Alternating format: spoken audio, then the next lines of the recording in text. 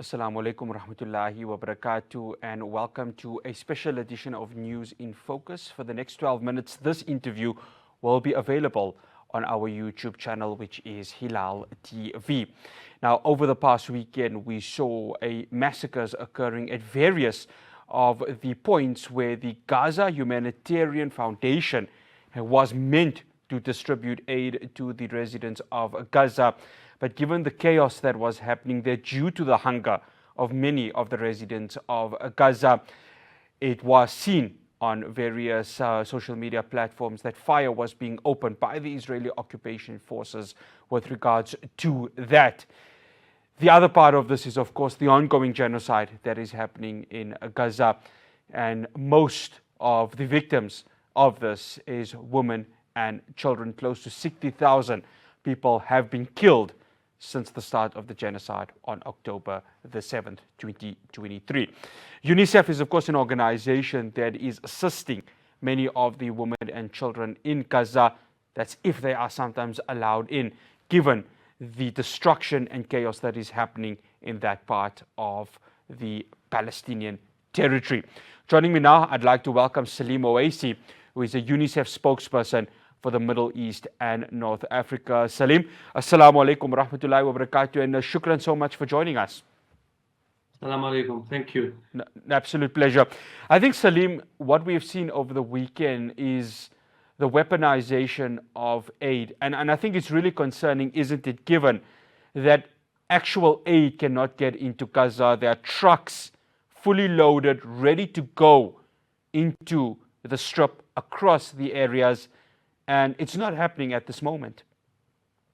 Well, unfortunately, for weeks ahead of what's going now, we've been warning for against the risks that this new plan that's put in motion might have on the aid and on children and families in the Gaza Strip. And unfortunately, we are seeing that. Our main concern was the security of families getting the aid, as they have to go through militarized and security forces to get the aid that they need. Just the idea of them moving from one part to another in a severely damaged, severely impacted by war location, just as Gaza, and they are displaced several times already. So we are afraid of forcing them to be displaced again. Unfortunately, what we are seeing now and the footage that we are seeing is really incomprehensible. We're seeing families, men, women being under fire as they are trying to reach the aid that they needed. This is a horrible reality that should not be the case. What should happen is, as it is in conflicts around the world, as the humanitarian law in states, is families and civilians be able to access aid wherever they are, and it should come to them. And that's a mechanism that has already been in place. Unfortunately, for some reason, this has not been accepted, and the wheel had to be reinvented. And that's something that we've been and we are still have our doubts and our concerns about. And unfortunately, the reality speaks to itself. I think, Saleem, you could speak to the same notion, the same concern that many aid organizations here in South Africa, we've got quite a lot that assist in trying to get aid, medical goods into Gaza. Right now, it's been blocked. Whoever's there from United Nations, your organization, are there with a very limited resources. How difficult is it for, whether it's the United Nations or any other organization, to work with these limited resources while Israel continues to bomb, and while this aid that they are going ahead and giving through this Gaza Humanitarian Foundation, there are shootings that are occurring, there are killings that are occurring. It makes work difficult, doesn't it, Saleem? Of course, the work conditions in the Gaza Strip is devastating. It's almost impossible to do our job. And I've been in the Gaza Strip during the last months, and I've seen how it is on the ground, how colleagues are striving and challenged immensely to deliver the aid that is needed by children and families. And we're talking about not only, which is a big problem, is the security, is that we are working under fire day and night to deliver the aid and to deliver the services that is needed, but also the infrastructure that we depend on. We're talking about roads that were completely destroyed, families and children being displaced several times. So it's really hard to set camps at one place. We start our service one place, and then the next day we're either ordered or forced to move our services and aid because of the continuous bombardment, because of the displacement going to somewhere else, and those communities not being in the place that we set camp to start our services. So the whole conditions coming together to create this almost impossible environment for humanitarian aid. But nonetheless, humanitarians as UNICEF, other UN agencies, local and international NGOs have been working day and night for the past year and a half to deliver aid, and we've been able to do that when we were allowed to do that. We saw the pickup in aid delivery during the ceasefire, and we were able to deliver much more than what we were able to deliver during the active violence. And that's just a testimony that if the agencies, the UN agencies, the local and international NGOs are allowed and granted the security and the guarantees that they are entitled to, they can deliver. Unfortunately, on the ground, that is not viable, that is not granted yet. Saleem, at Nasser Hospital, it's very difficult right now to even describe it as being a hospital because it's become sort of a makeshift facility. Doctors are using whatever they can to try and help the victims of the bombings that occur every night.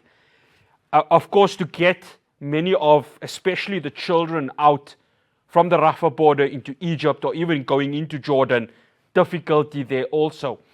How important is it that, from a UNICEF point of view, from many agencies' point of view, that the children are transferred out of Gaza into this hospital so that they can receive the care, given that there's a limited time for them and their survival really depends on it?